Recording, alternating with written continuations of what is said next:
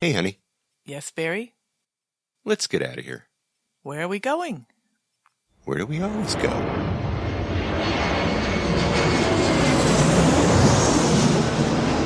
Fascina el viento, este ritmo de palmas, sin naturaleza, hasta encontrar la playa. Por eso grito al mundo, yo soy de Puerto Vallarta. Samba de Puerto Vallarta, noche de arrullo en el mar. Samba de Puerto Vallarta. Hello, fellow travelers, and welcome to this episode of the Puerto Vallarta Travel Show. I'm your host, Barry West. I'm just so happy to be introducing you to my favorite vacation destination. Maybe it's even yours, and that's Puerto Vallarta, Mexico. The music you're listening to is performed by Alberto Perez, and Alberto is the owner of the Lapa Lapa group of restaurants. Those are the Lapa Lapa, Puerto Vallarta's oldest restaurant on the famous Los Muertos Beach, and the El Dorado Restaurant Beach Club right next door. So you can enjoy that fantastic view of the Los Muertos Pier, all lit up at night in beautiful colors, or during the day in its grand splendor for breakfast, lunch, or dinner, seated with your toes in the sand right at the water's edge. It's so romantic. It's so Puerto Vallarta, my friends. Well, I just got back from 10 days on the ground in Puerto Vallarta, so this week is going to be, well, we're going to concentrate on the hurricane that I happened to walk in on. We'll be talking about Hurricane Nora and what Nora did to our beautiful pueblo. We'll be visiting with our friend Jose Luis Ramos, the most honest bandito on the beach. Jose's going to tell us all about what happened on Saturday night, the 28th of August. He's got a first-hand report from the banks of the Rio Quale. And then we're going to be hearing from our friend Polly. Polly, I asked if she would report from her little jungle village in Playa Grande, just up the river from Colonia Pitial. But before we get to Jose, Luis, and Polly, let's talk about what happened in Puerto Vallarta the night the Hurricane Nora hit, and what I discovered the very next day when I arrived in Puerto Vallarta. We're going to talk about what to expect over the next few days, the next few weeks, the next few months. So if you're going to be visiting, things that you're going to want to know. And the one thing I want to say before I get started here is that most of Puerto Vallarta did really, really well during the hurricane. Over the last 2 weeks, a lot has improved. Lots of stuff has gotten back to normal. So I just want everybody to know, and I'm here to tell you right now that Puerto Vallarta is open for business. If you're planning on coming down, but you're thinking about maybe postponing your trip, please don't.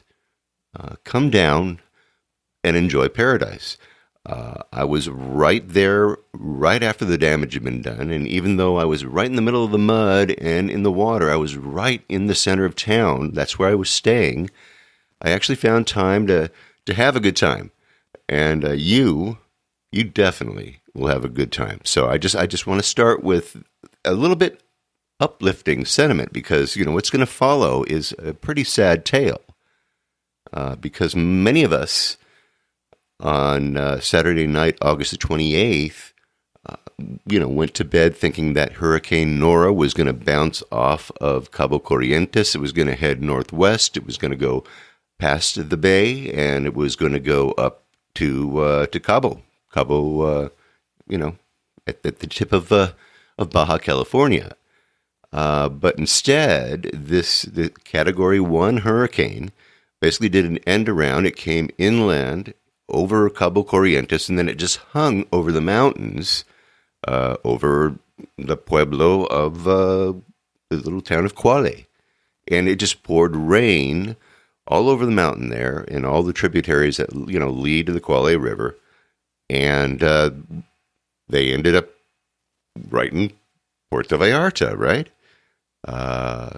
It basically, this torrent of water just devastated the riverbanks. It took away the sand. It took away the mud. Lots of vegetation. asphalt roads along the Riviera Rio Quale there. They basically were just like cracking because the soil underneath the roads had been undercut, so these roads were just kind of crumbling and falling into the river.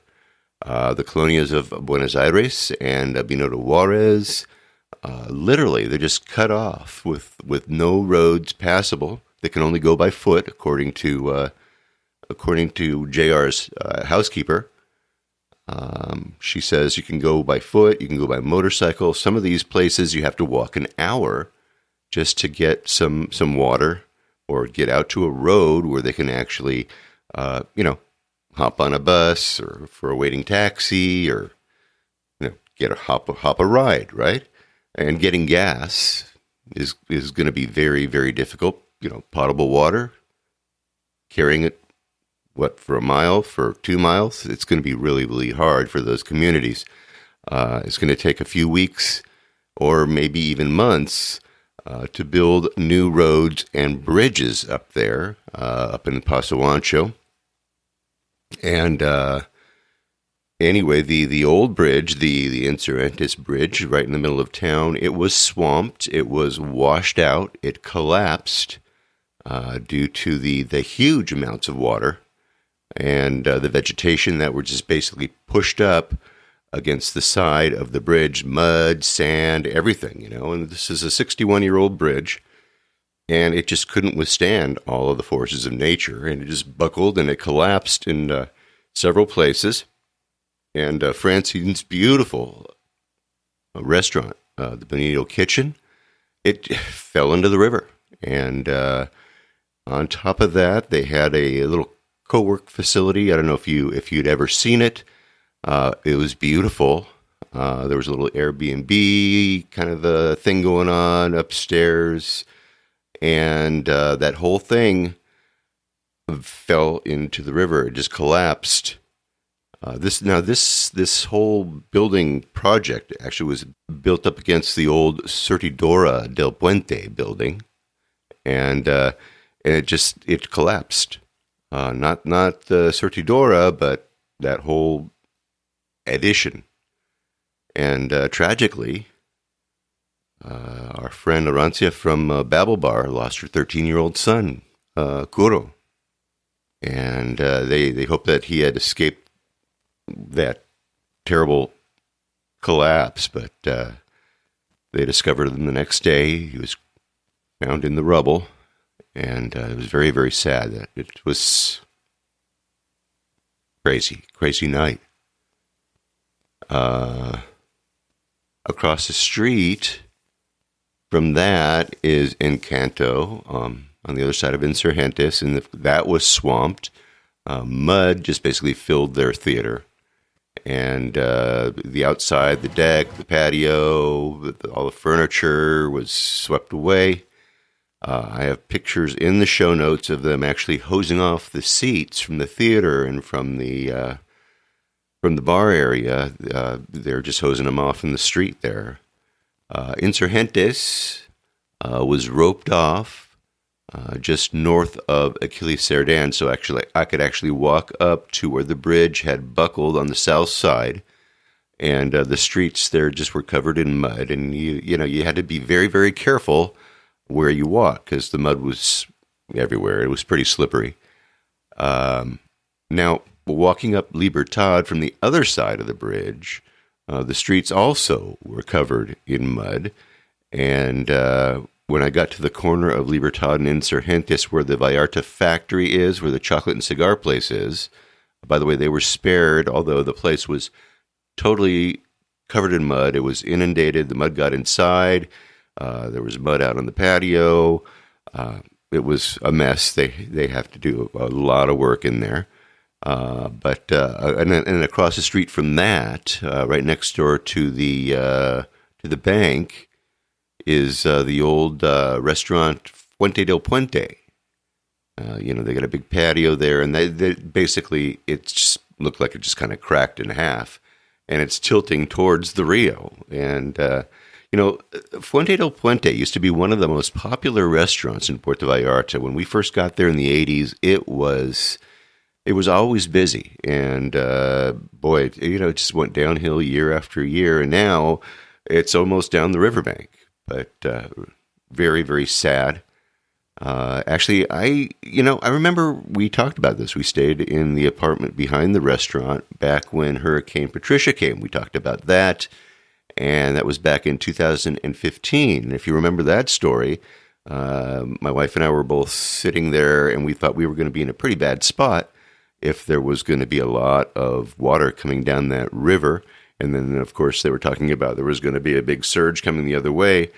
And then we went to Guadalajara, if you remember that story. But anyway, that apartment was totally inundated with mud from Nora. So it was probably a good thing that we left, even though, thinking back, I thought, oh, gosh, that was stupid. But, if it had been anywhere near what happened with Nora, we would have been in the mud.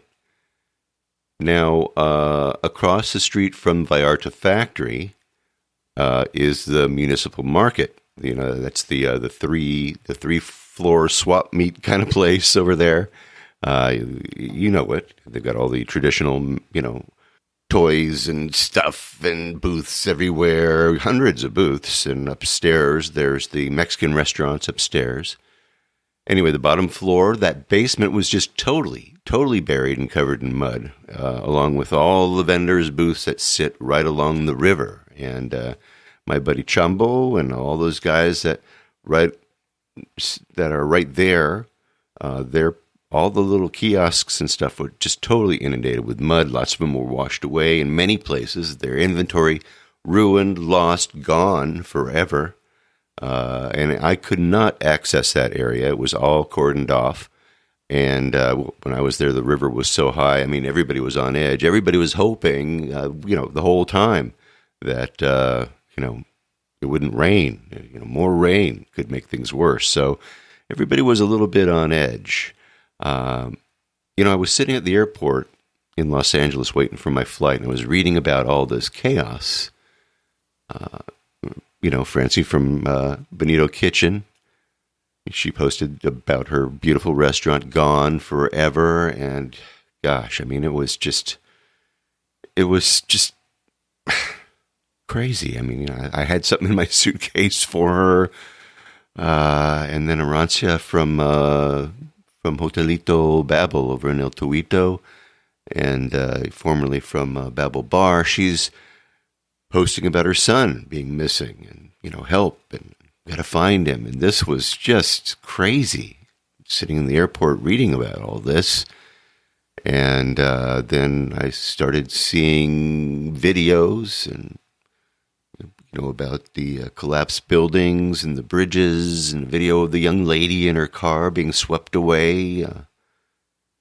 All this stuff popping up on Facebook and all the local news outlets for Puerto Vallarta. It was just frightening to see all this had happened. And then I got pictures from Salvador, from Paso Ancho, and he's sending me pictures of the riverbanks and the roads that are just eroded away and the footbridges that are gone. And man, it was just crazy. And of course, all of the water when it got into town, I mean, it just was muddy and just came over the banks and just flooded people's homes and went into all the streets, went into basements of the businesses that are all along the downtown area on both sides of the river.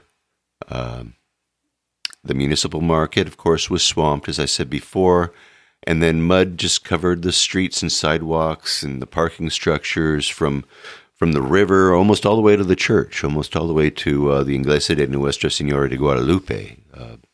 And then, that was to the north, and then from the south, about to Madero, all the way down to the Malecon. And then the Malecon extension, totally covered in inches of mud. Libertad, Morelos, Juarez, Banco Santander, the Electra building where we go to exchange dollars. That place that is across from where Rabina's place, where the bathing suit place used to be. Hey, by the way, you can now go there. It's a pharmacy. Like we need more of those in Puerto Vallarta. Actually, we do. Use them all. It doesn't really matter, right? Anyway, that was totally inundated with mud. They had to wash off the motorcycles that were just covered in mud, and it was a mess. I've actually got some pictures of them cleaning out that building. I'll have them in the show notes. By the way, when you go to my show notes, it might take a couple of days to get those up and running. I've been just so busy. I'm really sorry. But anyhow, let's. I'll talk a little bit about my flight. Let's get a little bit accurate here about my travels. I went from Los Angeles to Puerto Vallarta. Direct flight takes about 3 hours. My check-in and boarding were exactly the same as they have been for the last 5 trips. Remember, I've been coming since August of 2020, and this was trip number 6 for me during the pandemic. Anyway, you have to wear your mask all the time on the plane, except for when you're eating and drinking. You wear the mask inside the airport terminal. You are asked to answer a questionnaire when you're checking in at the electronic kiosk over in the Delta terminal. And yeah, I know. Whenever you say Delta, all of a sudden people get a little jumpy. Anyway, so they ask you, hey, do you have any symptoms of the Rona? And then they ask, have you been around someone who has had the Rona lately? And do you promise to wear a mask? And then you answer no, and yes. And then I got the emergency exit row. I don't know why. Maybe it's because I have become a frequent flyer. And they say, we'll give this nice young man with long legs, some extra leg room. And so they did. Actually, both ways. It was really nice. When you get to Puerto Vallarta, there is the QR, scan code there that you scan on your phone. No test necessary, by the way, upon arrival in Puerto Vallarta. If you're already in your system like I am, it's much easier. You just scan and it recognizes you. You fill in something, a little form, and then off you go. They do a little temperature scan. They make sure that you not running a fever. And then you go through the regular immigration and the customs.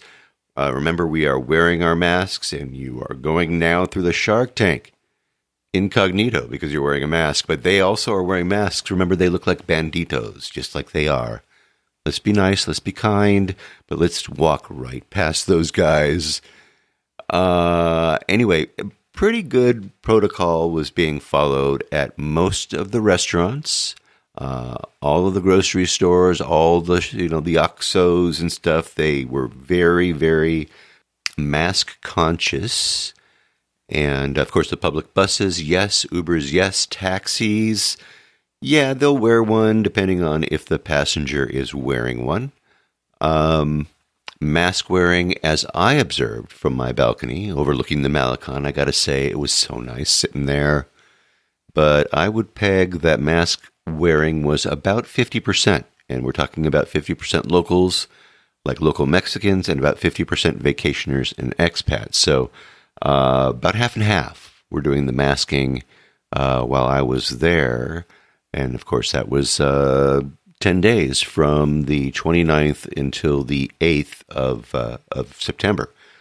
Anyway, the afternoon of the 29th, just less than 24 hours after the flooding and the destruction, it was very emotional. It was very, very hard for me actually to see the loss of livelihoods, of life, of property, of memories, hopes and dreams, all that stuff. It was breathtaking.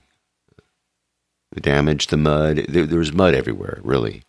The buildings looked okay. It's just that there was mud in the street. I mean, mud was oozing out of the doorways of some of these flooded shops, and blankets and T-shirts and clothes and textiles and whatever was in these basements was just being pulled out. They were just soaking wet, just covered in the brown Rio Quale mud, and they piled them on the sidewalk, hosing them off, allowing them to drain a little bit before they were loaded onto on these trucks, and probably off to be cleaned somewhere.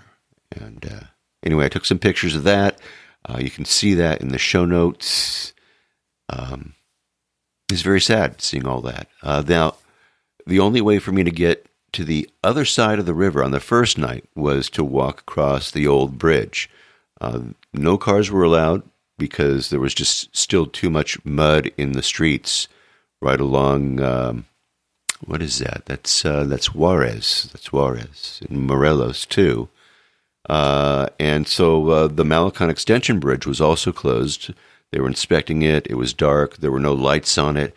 And, of course, there were just inches deep mud on the north side of the bridge, all the way from, from Licks, from that area there, all the way to, on the Malecon. If you've seen Licks on the Malecon, it's just almost right near the bridge.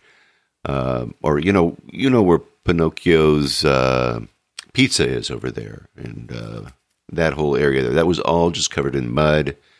The shops are still there, by the way. The kiosks are still there on that side of the river there. But again, it was all covered in mud, and so it was just closed off that night. And the mud just went all the way to the Naval Museum. That's just how thick and how bad it was. All the swinging bridges, they were all washed out. And then, of course, once you walked over the bridge and, over to Lazaro Cardenas over there, over to Tile Park, except for, where there were lots of water in the street, there was still some mud over there. The south side was pretty much normal, and it got back to normal very, very quickly. Along the Malecon, from the amphitheater north, things were open, wet, but open, and it is wet, because it's been raining a lot, and it still is. It's still raining a lot. So anyway, the city was pretty much cut in half, and it kind of is right now. But, there are two ways to get in and out of town.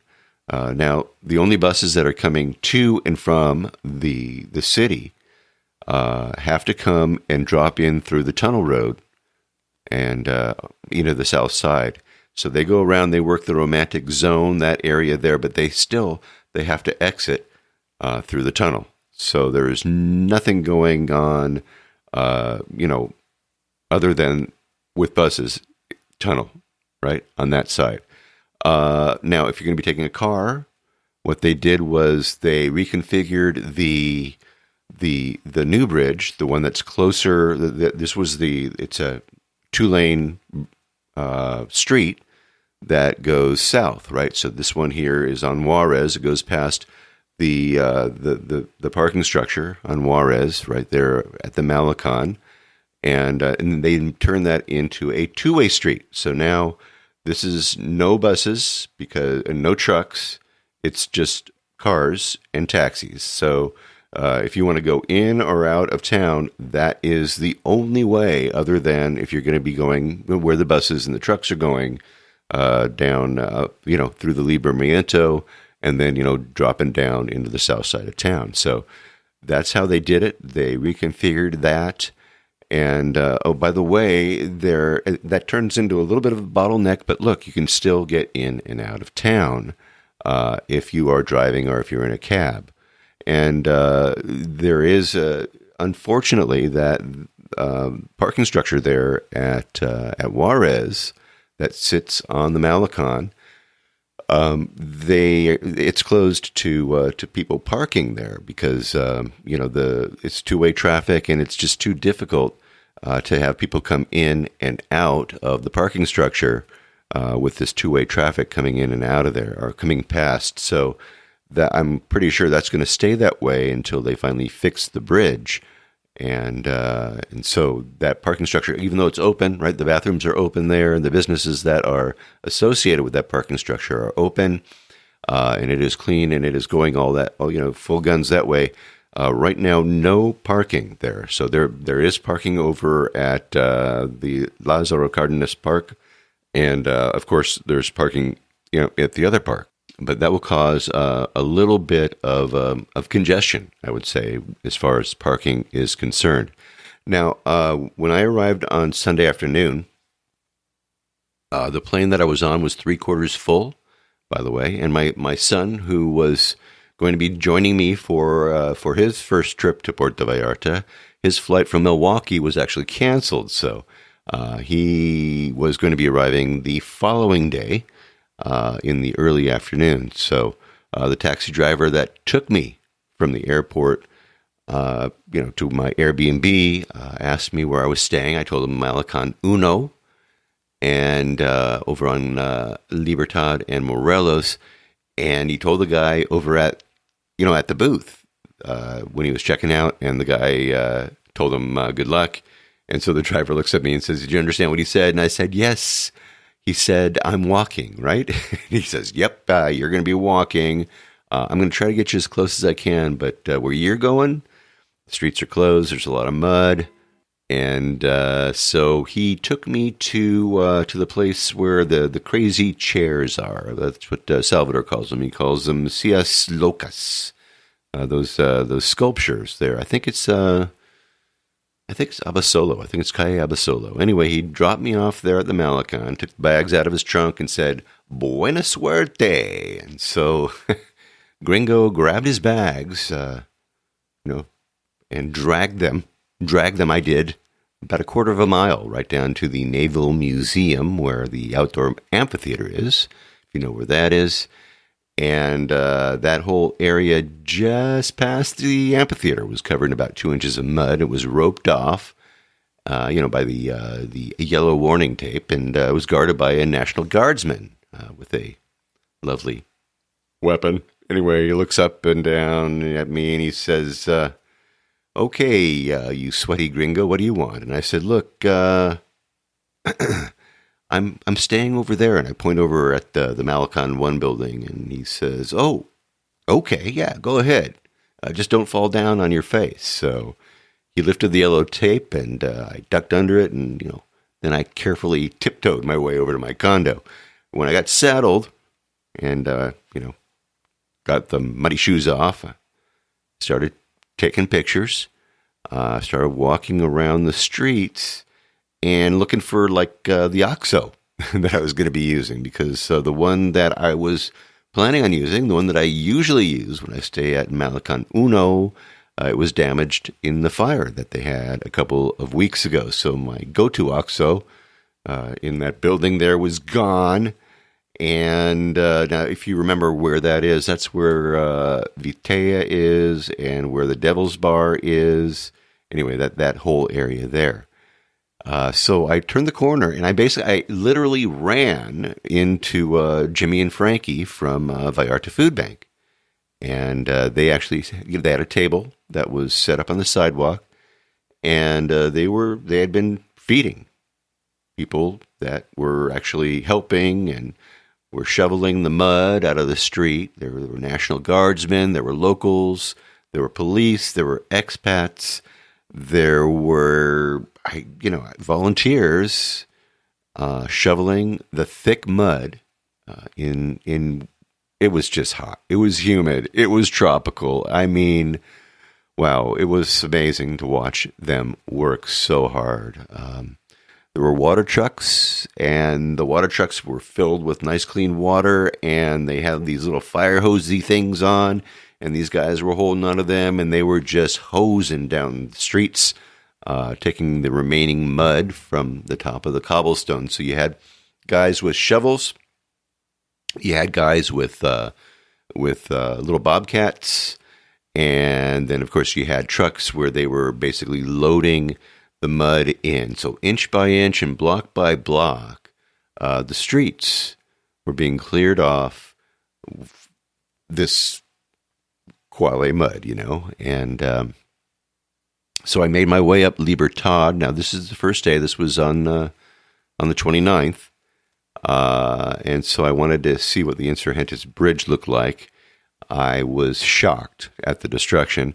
There were just trees and mud and debris that had come down from from upriver, and there were lots of tires. And you had to have a close look at these tires. They were not, the whole tire, right? They were like the sidewalls of the tires. They were flattened. They were tied together. The treads were gone, like they had been used to make huaraches or something, but the sides, and there were piles of them. And down the river, the same thing. These are sidewall tires that were all tied together. You could find them all along the river, all the way to the beach. They were out on the beach, too. Now, a lot of people were concluding that these tires had come down the river and that they were the thing that caused the bridge to collapse. But I was talking with Marcia over at Vallarta Factory. And by the way, if you've never met Marcia, you'll find her. She's always working hard. She wraps the cigars over at Vallarta Factory. Anyway, she told me that an older man was on her patio. She found him sobbing there and asked him why he was crying, why he was so sad. And he told her that he actually had helped build that bridge back in 1959. So she asked him about the tires, and he said, they used the tires in the construction of the bridge and as kind of padding. And so that's where they came from, according to what Marcia said and according to what this guy had told her. So anyway, I have pictures of all this. You can take a look at them in the show notes. It is odd, though, because I did see similar tires like that actually upstream. So, most of the ones I saw were downstream, and a ton of them were on top of the bridge. So I'm guessing, hey, the guy who built it, he knows what happened. He knows how they built it. But anyway, that's the story of the tires. That's the word that I got. Now, word was, when I was there, that it would take about 2 months to build a new bridge. Now, currently, most of the old bridge has been demolished and hauled away. I've got pictures of it. I've got pictures of the before and after. But last night I just got off the phone with Pancho Shani. If you remember Pancho talked to us about Vallarta Factory way back when. We actually had him talking about real estate. We had the real estate panel. And what he told me is that there has been so much rain that they stopped construction on the bridge. They stopped everything over at the construction site just because they didn't want to work with so much water. And he basically said they're probably going to be waiting until late October, early November, when the rains slow down to actually start the construction on the Insurgentes Bridge. So don't expect a lot of progress when high season hits in November. This might take a little bit of time. Remember, December is when it just starts to get dry. It's still wet, right? So we'll keep an eye on it. They obviously don't want to have issues. They want to make sure that it's done right. But currently they have other big pressing issues. They've got to finish the roads up in Buenos Aires, in that area up in Paso Ancho. There's bridges that are out. There are roads that now need to be reconstructed. That's going to take some time. It's going to take some effort. And there's people there that are desperate to have all that stuff fixed so that they don't have to be hauling stuff and they can actually live their lives again, drive around and do all the stuff that you normally do, and also get potable water and electricity and internet. These are things that, people need. And people need to be able to go from place to place to get to school and get to work. And, well, you get the picture, right? So those things have to be taken care of. Of course, the Ameca, there's issues with the bridge, the Ameca Bridge. That needs to be looked at again because that was also in trouble. And, of course, they built that pretty quick. So that's another issue.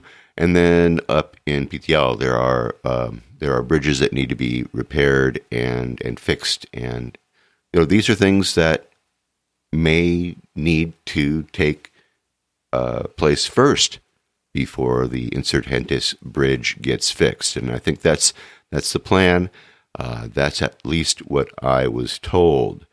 Now, when they were hammering away over on the northwest side of the bridge, a portion of the municipal market actually began to move, and it cracked away from the building. And that freaked out bunches of people, merchants and people that were in there cleaning their stuff out. They ran out into the streets. And the whole time I was there, everybody I talked to, they all said, hey, they're going to have to demolish the building.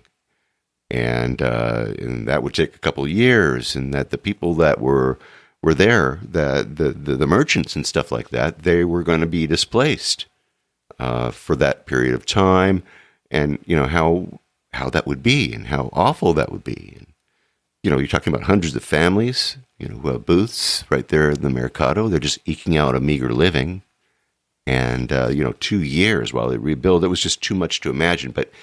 Anyway, the plan now has been changed according to the interim mayor of Puerto Vallarta. He says that the plan is not to destroy the building, but actually to repair it and to reinforce it and to preserve it. And I think that would be best. I just can't imagine all the people there with businesses to have absolutely no place to sell their wares for 2 years. Can you imagine? Anyway, I got to tell you that while I was there, I really missed having them there. I mean, I needed to buy some souvenirs, and I'm going, where am I going to buy my souvenirs?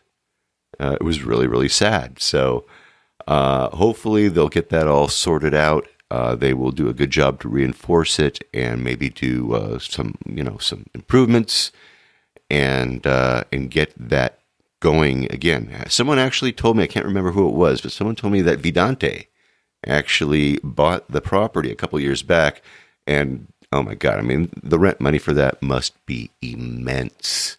But anyway, right now it went from we're going to knock it down to, we're going to preserve it. So I hope it stays that way. It really would be nice if it did. Now, I took a lot of pictures on that first afternoon, and I've got them in the show notes. You can check them out. But when I was all done, I walked over to Cuates y Cuetes, where things were normal. And I had a bowl of tortilla soup and a beer to calm my nerves and settle me down. And then I walked back through the muddy streets back to my condo, right back in the middle of everything. So the next day I was going to be picking up my son at the airport in the afternoon, so I made my way up to JR's place. JR lives in El Coloso, so if you were going to be going to El Coloso, the way that you would do it is you would walk straight up Lázaro Cárdenas, up, and then you would cross the bridge, and then there you would be in El Coloso. And the bridge was actually closed the previous night, so I couldn't actually get over there. I usually visit JR the first time. When I arrive, I usually walk up and see him, but the bridge was closed. He did not have water. He did not have electricity. He was not happy. But anyway, I walked up Kilisirdan on my way over to see JR, and along the river walk, and the river was raging. I've got picture and video. I'm going to put that all together. I'm going to put a nice little video together so you can check out what it was like on the first 2 days after the hurricane.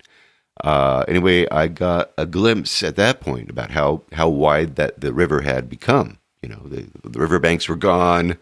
The vegetation along the side was gone. It was just a raging river. And there was this condo that sits up in El Coloso. And I don't know if it was an optical illusion, but it looked like it was tilting to one side. They actually lost part of their patio, a big part of their patio, and their pool. actually had fallen into the quali. You could see it. And they had actually been in the process of building some cabañas alongside of this particular condo. And if I've got pictures of that, that was a total loss too. It was just falling into the river. Now, JR explained to me that the building itself was actually built on soil that was taken from the tunnel up at the Libramiento above when they were digging the tunnel back in the 70s, and they piled it right along the river there, and eventually they tamped it all down and they built that condo. So sounds safe, right? Where's the disclosures? What's going on here? Yeah. Anyway, JR and I talked about what we were going to be doing. We walked down to Gringo Loco. We had some breakfast. And, of course, everything that I had planned had become just tossed salad. I mean, it was just, I had to regain my bearings. I had to think about the interviews that I had planned. I had to try not to get too distracted by what was around me. But there were many, many distractions, and I took some time to actually document with photos and with audio what had occurred. And I asked my friend and friend of the show, your friend too, Jose Luis Ramos. You know him as the most honest bandito on the beach, and Jose Luis is going to describe what happened on that night. We're going to go right now, actually. Let's go to Tacos El Cuñado over on Pier Street, right across from Archie's Walk.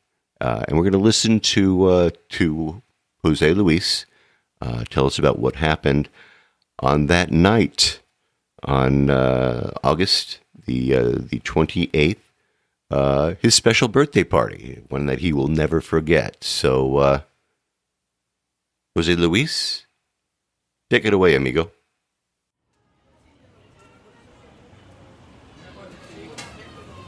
Jose Luis, thanks for talking with me today. I know that you live right on the river, and man, it must have been a really, really scary time for you. Could you tell us about Saturday? Can you walk us through what happened? Hola, amigos. Hola, Barry Kessler, my friend. Well, on Saturday, August 28th, that was my birthday, 69. So I didn't make a party, nothing like that. We came to the beach, my wife and I, for a walk. I took a couple pictures. I posted them on Facebook about the clouds because the hurricane was coming. And then after that, I said to my wife, okay, let's go home.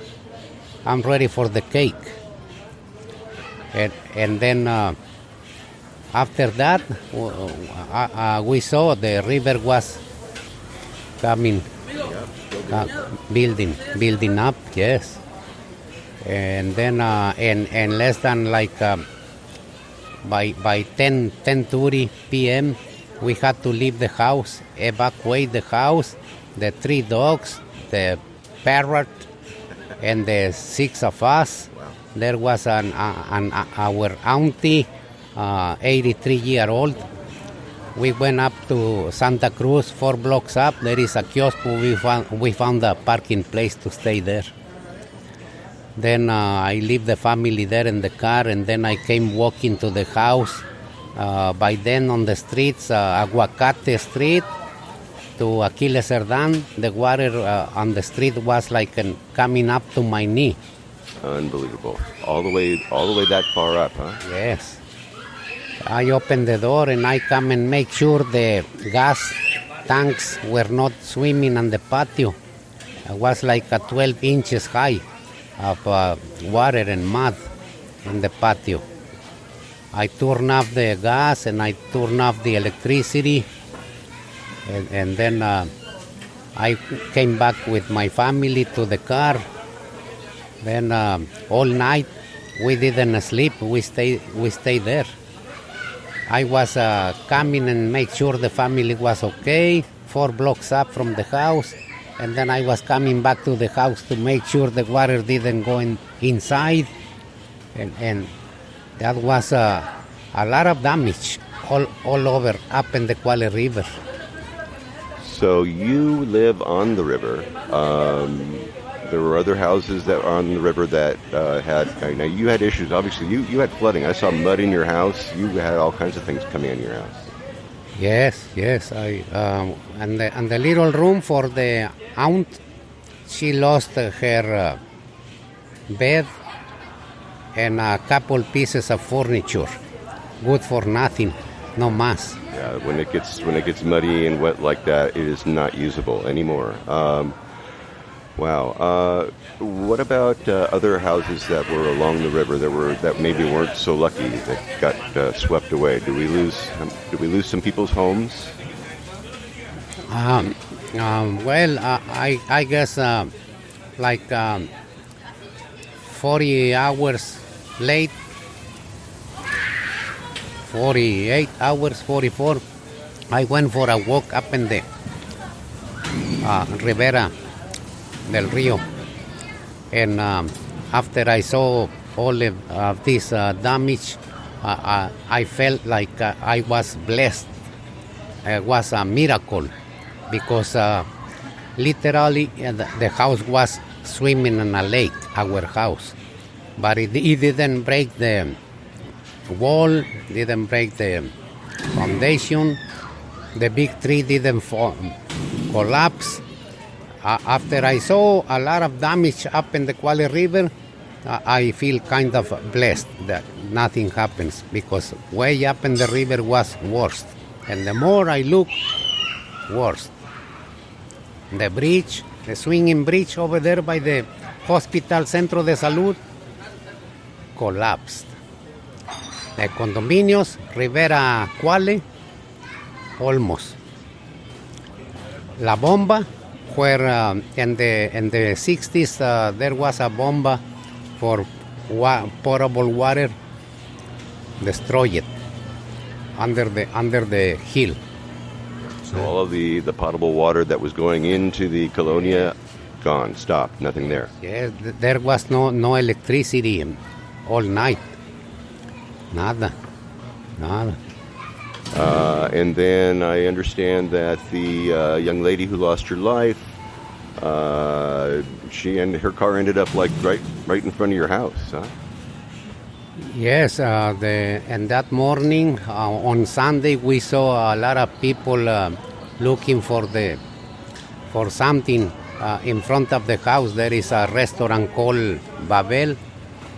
Yeah, that was the Babel Bar. That's gone now, but that's where that was on the island, huh? Yes. And then somebody told us they were looking for a drowned person, maybe was inside the car, so we were there always looking to see what was going to happen.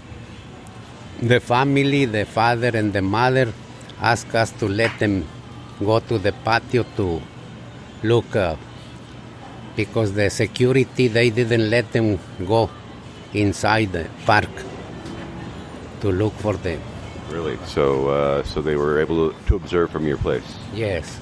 And they ended getting the car with cables to the park, but they didn't get they didn't find the body. Still looking for the body. I understand. Wow, there's now I know that there are a lot of people that have damaged things just like you do. So just keep in mind, everybody, if you got friends that are on the river that you know of, or if you've got friends that know friends that are on the river, reach out to them, give them some help. They can sure need it. When the mud comes rolling in, there's not a whole lot you can keep. Yes, our government and people whose politicians, they always come home and knock on the door and they ask, what do you need? What can I do for you? Thanks to Partido Verde Ecologista, they were very kind to bring us a mattress for for the old lady, our aunt, 83 years old. Thank you. Yeah, that's really cool. So they did that, or they probably did that not just for you, probably, but other people up and down the river too, I imagine.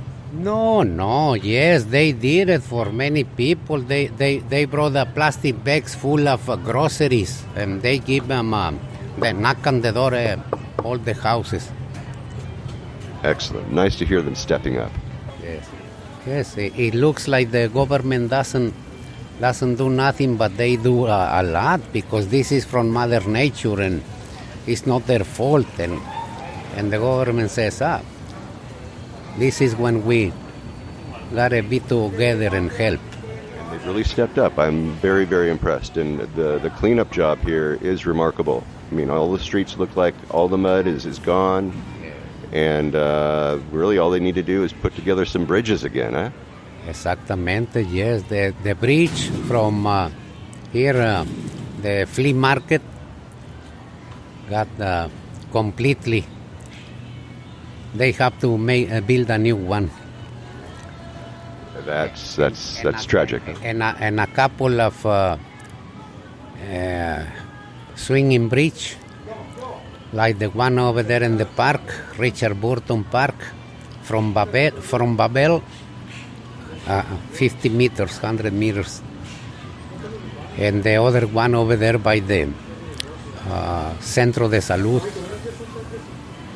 And then the other one from the island. It looks like all the island bridges got washed out, eh?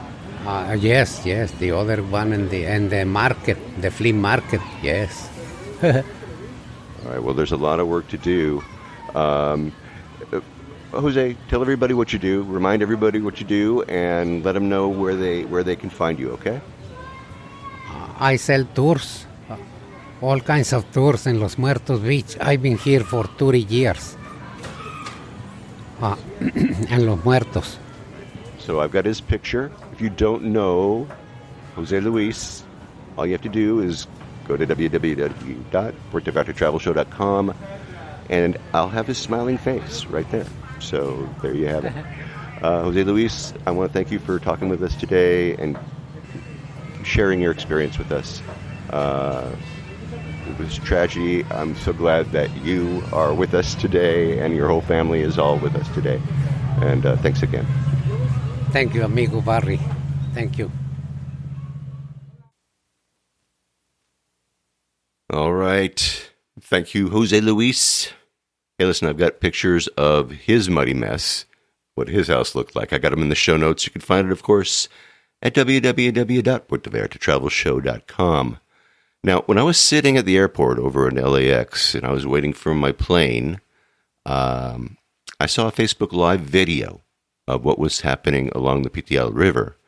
There were homes that were actually being swallowed up, and there was land that was reclaimed by this raging water. The livestock had been swept away from the Colonia upriver, and of course that added to the devastation, the horrible panorama of destruction that you saw after the floods. And I thought right away about my buddy Paulie. Paulie lives up in Playa Grande, which is just upriver from Pitial.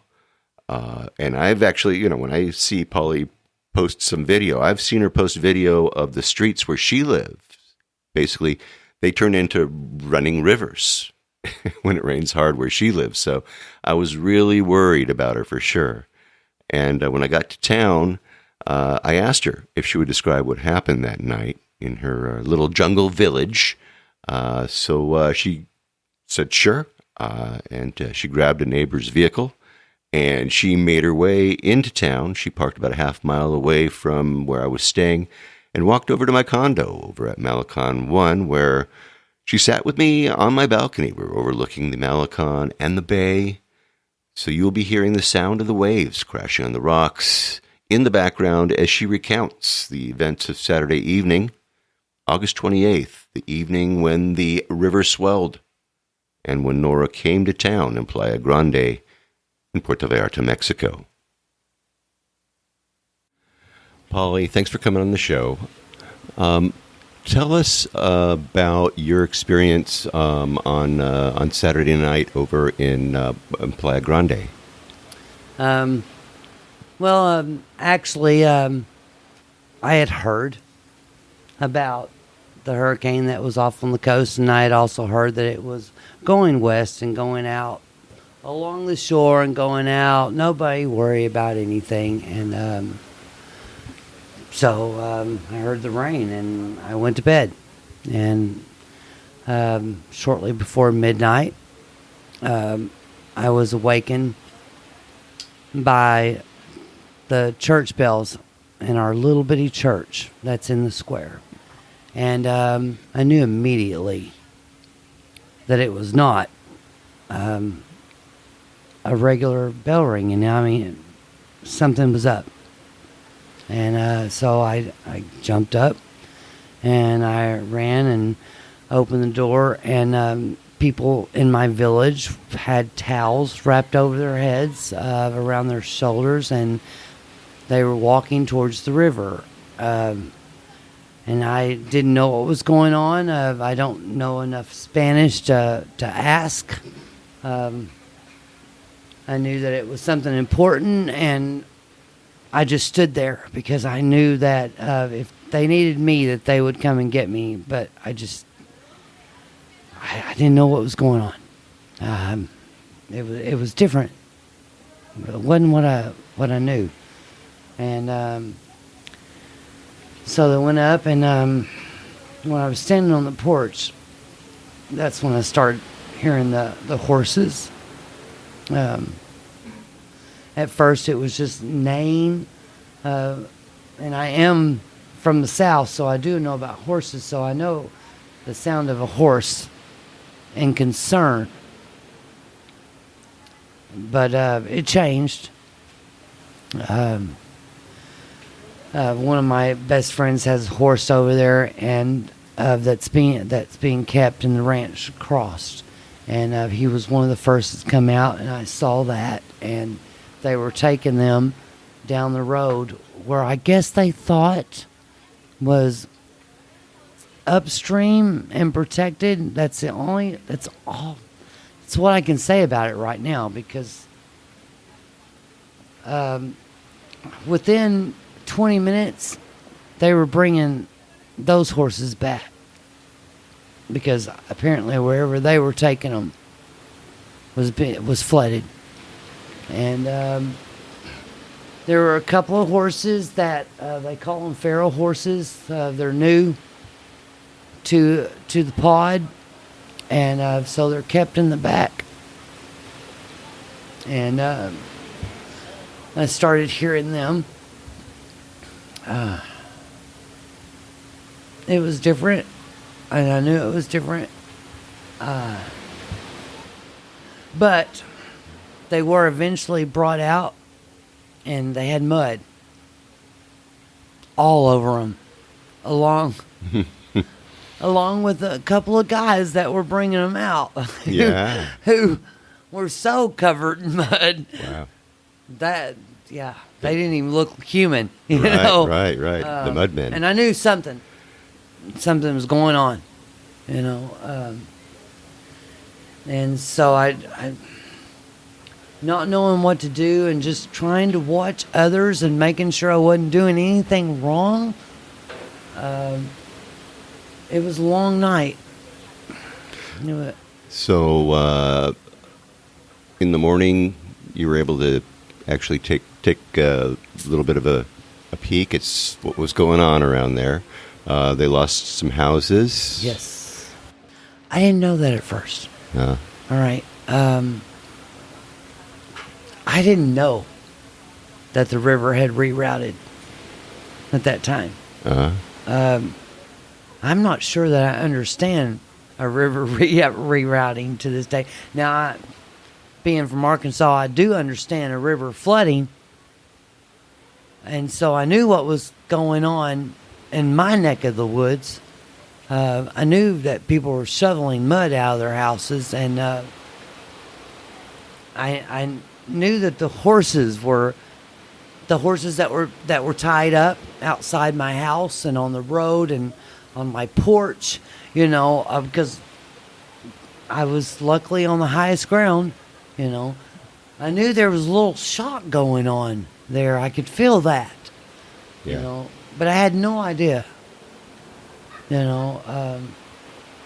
until later that literally livestock had been just swept away.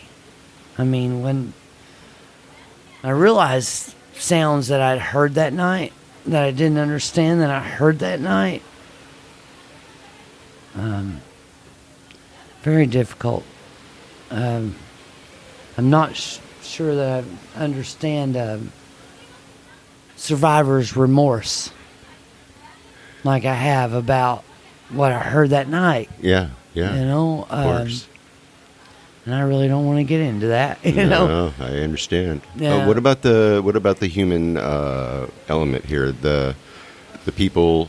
How have they adapted? What are they doing? Champs. Yeah. Like champs.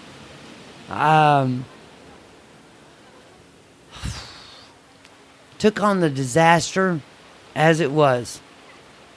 One of our pedestrian swinging bridges, and that's just what I'm going to call it in English, Right. but it does literally lead other villages to mainland. Got washed away. Yeah.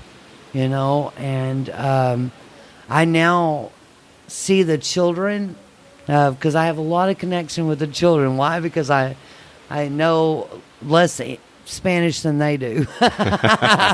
And more English than their parents. Yeah. Yeah. So I have kind of, and so... But they're over on the other side. They can't get over. They're on the other side. And so they are now staying with people on my side. And I know that. And I have to tell you something wonderful. A couple of the little boys that live in that village across the river, that now has no, they're literally, if they have to go to the house, they take boogie boards and fight the river. Wow. Over there, Wow. But one of the things that I love is, even though I was safe and all that, they had become kind of bonded with my little dog, Romeo, and they came over. They made their way over to make sure Romeo was okay. There you go. Wow. Knocked on my door, and of course I was glad to see that they were okay, but the fact that they had just came over just to make sure Romeo was okay. Oh, that's so cool. But yeah, in that week, we did not have water. I am the only one that lives in my building, so my tank that's on the roof had about 500 liters, so I was good. I had to manage that, but not so much around me. When you've got whole families, when I mean whole families, I mean grandmother down. We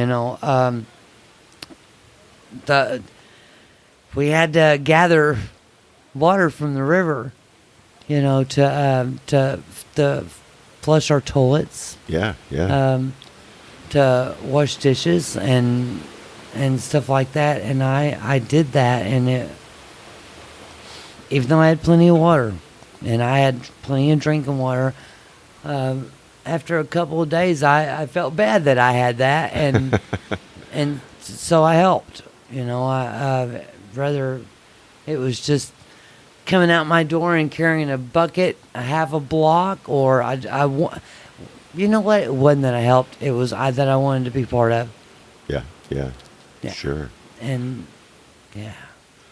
So it became family gatherings. I saw, people going up with buckets and, hampers, and, to get water to bring back down from the river. Mm-hmm. From the very thing that had taken everything. That was very cool to me. The river had taken everything, but that's where they were going to get. Yeah. what was needed. It's amazing. So what kind of needs are over there? What's going on? They're being helped at all by the government? Well, they are now. Vallarta has stepped in. And when I say stepped in, I don't mean stepped on.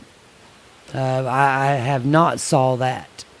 But I'm so happy that Vallarta is handling it the way that they are. Because what I have seen is that they are coming in and going, we see that y'all are over your heads.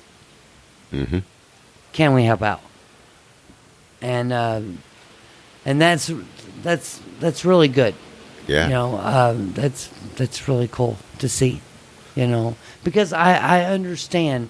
Like I said, being from the South, I understand the mentality of what's going on there. It's kind of like a township. You know, we take care of us. Yeah. Y'all take care of y'all. You know, the rest of them's. But you know, I'm very happy because I have to tell you, last week there's a very few other gringos that live in my neighborhood, but they were concerned. You know, this might be a bad deal. You know, and of course I'm going to stay positive about it. I was like, no, it ain't. Yeah, it probably is, but no, it ain't. You know, Yeah, but I was very, very glad to see that they're stepping in with respect, is what I'm seeing. Wow. So. Wow. Well, I want to thank you for just taking some time and sharing that with us. You know, you've helped us get an idea of what it was like that night. We've heard about what it was like in town, and now we want to know what happened in your jungle village, you know, in Playa Grande. Right. Well, thank you for having me, and let me tell that.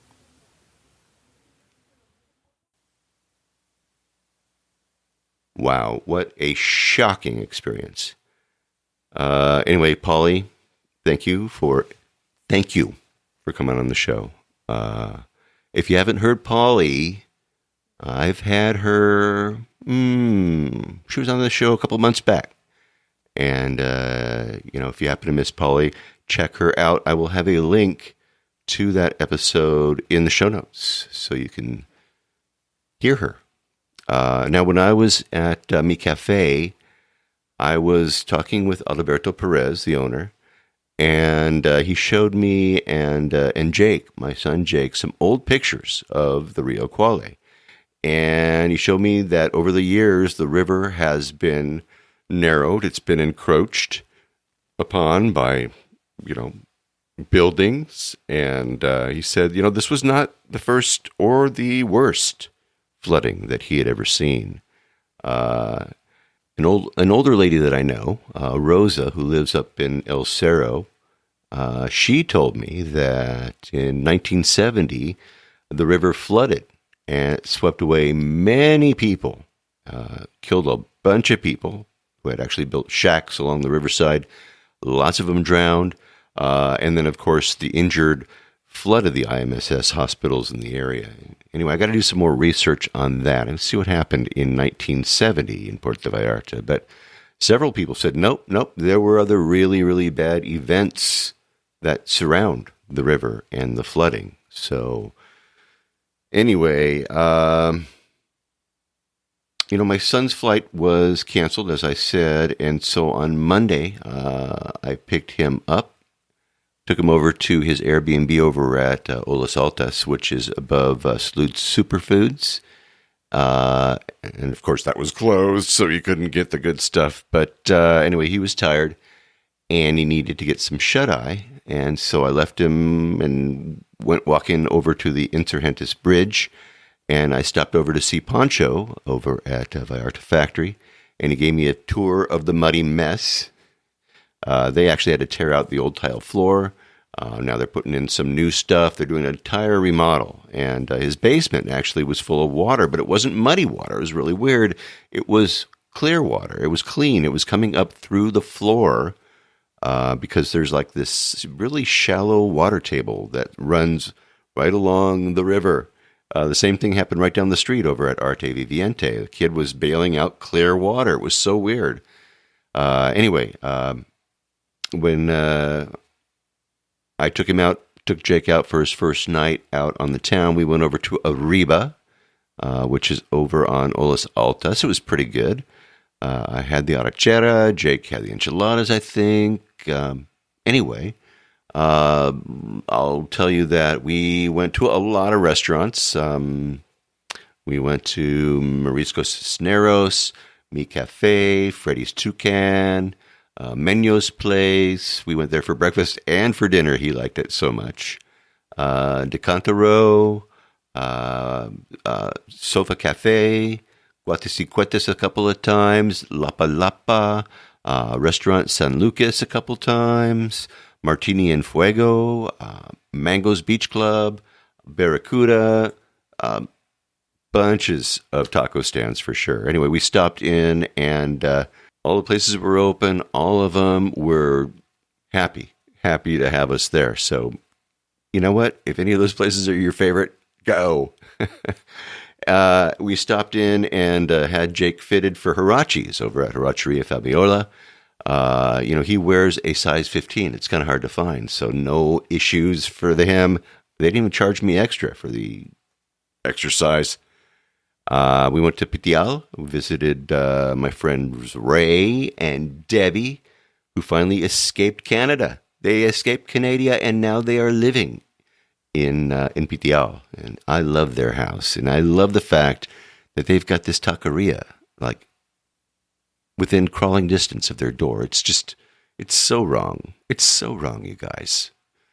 Let's see. Jake and I took the bus down to Boca de Tomatlan. We drove past the Barceló, which was at one time the La Jolla de Mismaloya, where when Jake was 18 months old, and we've told him this story a bunches and bunches of time, he famously disappeared. And we were loading up our luggage and getting into a taxi. We were getting ready to go to the airport and go home. And we looked around, and Jake was gone. And we freaked out, of course, because there were pools all over the property, and he was just 18 months old. But we found him upstairs. He was playing with the receptionist, or she was playing with him, or whatever it was. Anyway, he heard the story a bunch of times, and he says, Dad, can we go to the scene of the crime? And I said, sure, let's go. And I don't know what they did, but boy, they painted that hotel some ugly color, gotta tell you. Anyway, Jake had a good time, if you're wondering. He seemed happy, actually, to eat where I ate and to let me pay for it all, and that was cool. And to go where I drank and let me pay for that, and that was cool too. But he spent a lot of time in his condo. He did a lot of reading, and that's what he did. He spent a lot of time at Bar La Playa, which I introduced him to on the 1st of September when they opened up after they'd been closed for the entire month of August. And I think I think he kept them afloat. I don't think he missed a day while he was there. So let's see, 2 days before we left, we went to get our PCR COVID antigen test over at the airport. Actually, the plan was to get there at around 9 p.m. so that we could avoid the crowds. This is what I did last time. Remember, they are open 24/7, so if you want to go and avoid the crowds, this is how you do it. You go late. But anyway, it was a rainy night, and it just kept raining and raining and raining. So we ended up going around midnight and hopped in a cab. And when we got there, we were the only ones there getting tested. So it went really fast. And we both agreed that the nurse was a total sadist. She touched my brain. I'm pretty sure she touched my brain. But the error that we made was that we didn't ask the taxi driver to wait around for us. Mine went really fast because I was already in their system from last time. I had a stick jab up my nose way back in, when was that, May? So instead of having, the taxi waiting for us, nobody was waiting for us.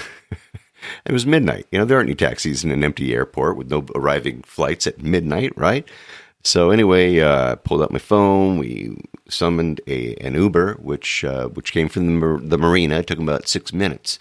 And while we were waiting out there on the road at midnight, a young guy comes up and, he's cold and he's stranded. And he says, hey, can I hitch a ride with you guys if I give you a couple pesos?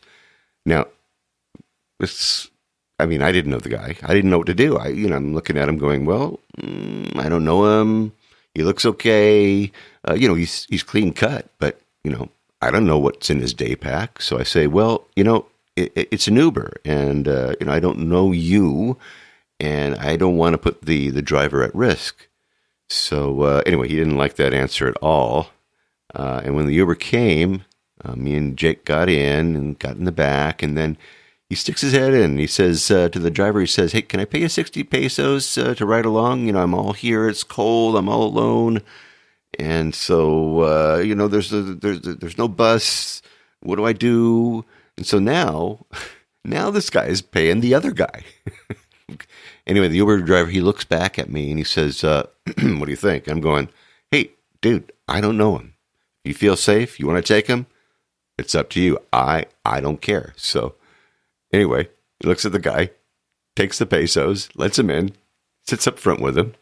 Whatever. We weren't killed or anything, so there's that. But anyway, remember, if you're going to be there late at the airport, ask the driver to wait for you, okay? Now, a couple of observations. I will say this. Make sure when you're sitting there at your meal, plan your takeout box, your leftover bag, your doggy bag, whatever it is that you want to call it.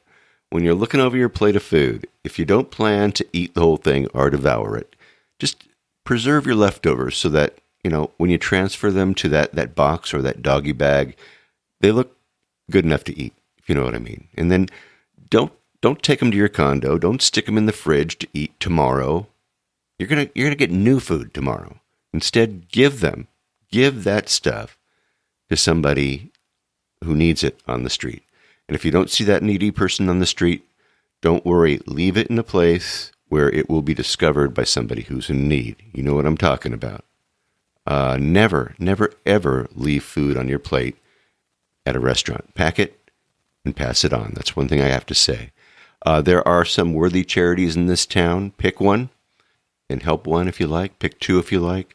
And if you can't monetarily help them, do what you can to promote them. And just remember this, that Puerto Vallarta, it's beautiful. And right now, the destruction that happened in a very tiny part of the town. The rest of paradise is literally unchanged. And what happened should never stop you from coming and from enjoying paradise. You can still get to where you need to be. It might take a few minutes more. You might need to do a little bit more walking. But it's all available to you just like it was before. There's going to be new routes that need to be utilized until the repairs can be made. But I would say that the combined efforts of the local and the federal governments will speed the process. Currently there's two ways to get from downtown to the Zona Romantica. One is on the bridge on Juarez, known as the New Bridge, and the other is the footbridge that goes from Malecon to Lázaro Cárdenas. And of course, the buses, we talked about that before, and the parking structure, for now, I think, will probably be closed. But anyway, at the end of the year, I would say that Insurgentes Bridge should be rebuilt and should look and work better than ever. And by the way, if you do get there sooner than they finish that bridge, you can actually have a front row seat, sipping a little coffee or a cold drink right on the patio of Vallarta Factory. Maybe even smoke a cigar if you want. Watch history being made as they build the new bridge right in front of your eyes. And when that bridge is complete, you know what? Make sure that you take your special someone, give them a lucky kiss right in the middle of the new Insurgentes Bridge, and make your own piece of history. Okay, well, that should do it for this week. Next week, stay tuned for more on-the-ground reports from Puerto Vallarta, Mexico, with travel tips, great restaurant excursion ideas, and more.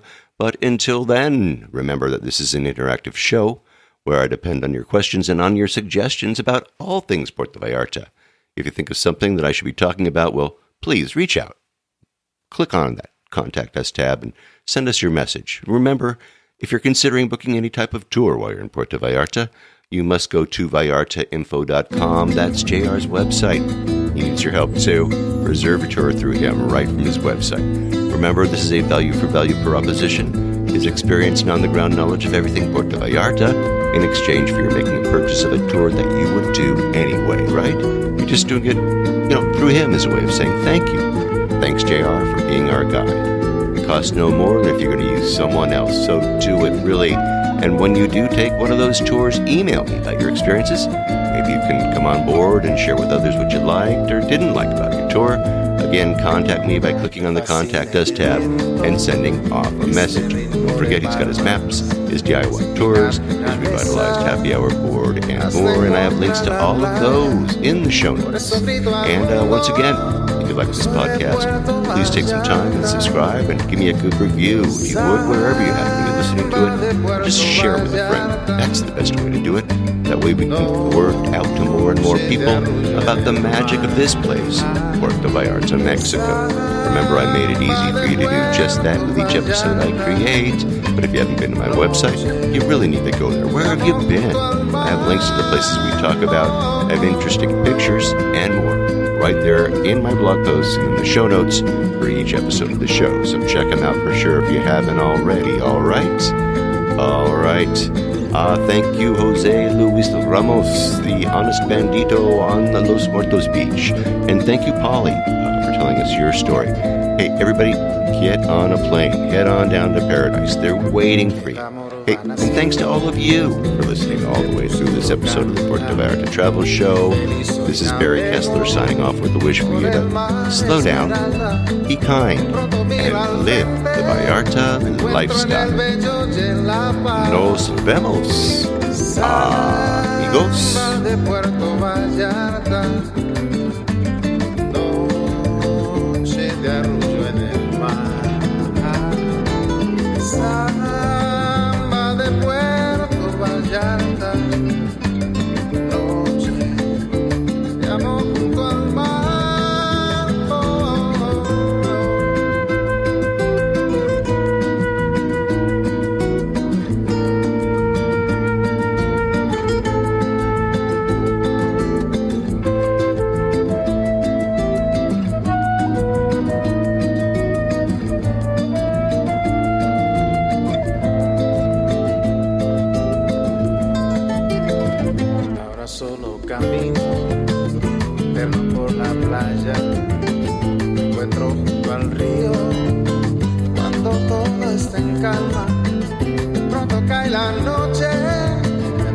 Puerto Vallarta, samba de Puerto Vallarta, noche de arrullo en el mar, samba de Puerto Vallarta, noche de amor junto al mar, samba de Puerto Vallarta.